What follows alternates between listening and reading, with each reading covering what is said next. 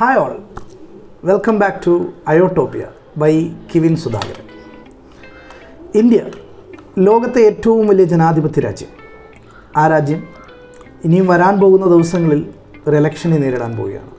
ഇനിയും ഈ രാജ്യം അടുത്ത 5 വർഷം ആര് ഭരിക്കും എന്നറിയുന്നതിന് വേണ്ടിയാണ് ലോകത്തിലെ ഏറ്റവും വലിയ ജനാധിപത്യ രാജ്യം നീങ്ങിക്കൊണ്ടിരിക്കുന്നത്. അപ്പം ഈ ഇലക്ഷനിലേക്ക് പോകുമ്പോൾ അതിന് മുന്നോടിയായി തന്നെ ലോകത്തിലെ ഏറ്റവും വലിയ ജനാധിപത്യ രാജ്യമായ ഇന്ത്യയിൽ ഏത് തരമുള്ള ജനാധിപത്യമാണ് പിന്തുടരുന്നത് എന്ന് നമുക്കൊന്ന് നോക്കാം. ലോകത്ത് 2 തരം ജനാധിപത്യങ്ങളാണ് ഉള്ളത്. അതായത് പ്രത്യക്ഷ ജനാധിപത്യവും പരോക്ഷ ജനാധിപത്യവും, ഡയറക്റ്റ് ഡെമോക്രസിയും ഇൻഡയറക്റ്റ് ഡെമോക്രസിയും. ഇന്ത്യയിൽ നിലനിൽക്കുന്ന ജനാധിപത്യം ഡയറക്റ്റ് ഡെമോക്രസിയാണോ അതോ ഇൻഡയറക്റ്റ് ഡെമോക്രസിയാണോ? പ്രത്യക്ഷ ജനാധിപത്യമാണോ പരോക്ഷ ജനാധിപത്യമാണോ? അതായത് ഇന്ത്യയിൽ പിന്തുടരുന്നത്, ലോകത്തെ ഏറ്റവും വലിയ ജനാധിപത്യ രാജ്യമായ ഇന്ത്യയിൽ പിന്തുടരുന്നത് പ്രത്യക്ഷ ജനാധിപത്യം അല്ല, പരോക്ഷ ജനാധിപത്യമാണ്. ഡയറക്റ്റ് ഡെമോക്രസി അല്ല, ഇൻഡയറക്റ്റ് ഡെമോക്രസിയാണ്. അപ്പോൾ എന്താണ് ഡയറക്റ്റ് ഡെമോക്രസിയും ഇൻഡയറക്റ്റ് ഡെമോക്രസിയും തമ്മിലുള്ള വ്യത്യാസം എന്താണ് എന്ന് ഉള്ളതാണ് അടുത്ത ചോദ്യം. അതായത് ഡയറക്റ്റ് ഡെമോക്രസി എന്ന് പറയുമ്പോൾ 4 ഡിവൈസുകൾ, 4 ഘടകങ്ങൾ ചേരുന്നതാണ് ഡയറക്റ്റ് ഡെമോക്രസി. അതായത് ആ 4 ഘടകങ്ങൾ എന്തൊക്കെയാണെന്ന് വെച്ച് കഴിഞ്ഞാൽ, 1 ഇനിഷ്യേറ്റീവ്, 2 പ്ലബിസൈറ്റ്, 3 റഫറൻഡം, 4 റീകോൾ. ഈ 4 ഘടകങ്ങൾ കൂടിച്ചേരുന്ന സംവിധാനത്തിനെയാണ് നമ്മൾ ഡയറക്റ്റ് ഡെമോക്രസി എന്ന് വിളിക്കുന്നത്. അതിനകത്തിൽ ഒന്നാമത്തെ സംഗതിയാണ് ഇനിഷ്യേറ്റീവ്. ഇനിഷ്യേറ്റീവ് എന്താണെന്ന് വെച്ച് കഴിഞ്ഞാൽ, ഒരു രാജ്യത്തിന് പുതുതായ ഒരു നിയമം നിർമ്മിക്കുമ്പോൾ ആ നിയമം ഉണ്ടാക്കുന്ന പ്രക്രിയയിൽ ജനങ്ങൾ നേരിട്ട് പങ്കാളികളാകുന്ന, ജനങ്ങളുടെ അഭിപ്രായം നേരിട്ട് ആരാഞ്ഞ് ആ നിയമങ്ങൾ ഉണ്ടാക്കുന്ന രീതിയാണ് യഥാർത്ഥത്തിൽ ഇനിഷ്യേറ്റീവ് എന്ന് പറയുന്ന പ്രക്രിയ. രണ്ടാമത്തത് റഫറൻഡമാണ്, അല്ലെങ്കിൽ പ്ലബിസൈറ്റും റഫറൻഡവും. 2-3 റഫറൻഡവും പ്ലബിസൈറ്റും എന്ന് പറയുന്നത് 2 ജനഹിത പരിശോധനകളാണ്.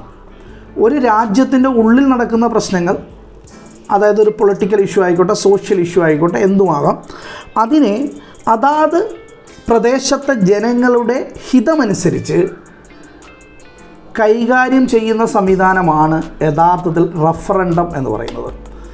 പ്ലബിസൈറ്റും ജനഹിത പരിശോധനയാണ്, പക്ഷേ അത് ഇൻ്റർനാഷണൽ വാല്യൂസ് ഉള്ള, അല്ലെങ്കിൽ അതൊരു ഇൻ്റർനാഷണൽ ബോർഡർ ഇഷ്യൂസ് ആകാം, അല്ലെങ്കിൽ സോഷ്യൽ ഇഷ്യൂസ് ആകാം. അങ്ങനെയുള്ളൊരു കാര്യവുമായി ബന്ധപ്പെട്ട് ജനങ്ങളുടെ അഭിപ്രായം അറിഞ്ഞ് അതനുസരിച്ച് ആ പ്രശ്നം കൈകാര്യം ചെയ്യുന്ന രീതിയാണ് പ്ലബിസൈറ്റ് എന്ന് പറയുന്നത്.